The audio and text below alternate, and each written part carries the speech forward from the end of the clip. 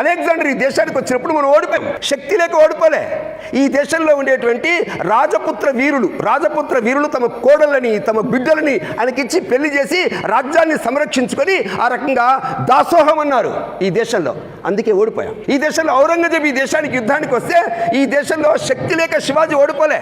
ఈ దేశంలో మిర్జా రాజా జయసింగ్ 1,00,000 సైన్యంతో బయలుదేరి ఎవరిపైన యుద్ధం చేశాడు? ఔరంగజేబు మీద యుద్ధం చేయలే, శివాజీ మీద యుద్ధం చేశాడు. అందుకే ఓడిపోయాం. 1857 ప్రథమ స్వతంత్ర పోరాటం. ఈ దేశంలో ఆంగ్లేయులు ఈ దేశానికి వస్తే ఎంతమంది ఉన్నారండి?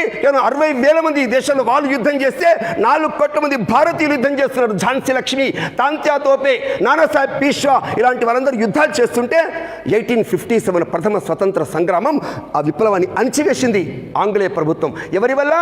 పంజాబ్లో ఉండేటువంటి కొంతమంది రాజులు రహస్యాలు చెప్పినందువల్ల. ఇప్పుడు మీరు చెప్పండి, ఈ దేశం ప్రతిసారి ఓడిపోతుంటే ఎవరి వల్ల ఓడిపోతుందండి? ఈ దేశము గాలి పీల్చి, ఈ దేశంలో అన్నము తిని, ఈ దేశంలో బతుకుతూ ఒళ్ళు బలిసి, ఈ దేశం యొక్క సంస్కృతిని, ఈ దేశం యొక్క దేవుళ్ళని, ఈ దేశం యొక్క ధర్మాన్ని ప్రతిసారి అవహేళన చేసి చేసి శత్రువుల పక్షాన చేరుతున్నటువంటి ఈ యొక్క దేశద్రోహం, నమ్మక ద్రోహం వల్ల ఈ దేశం ఓడిపోతుంది.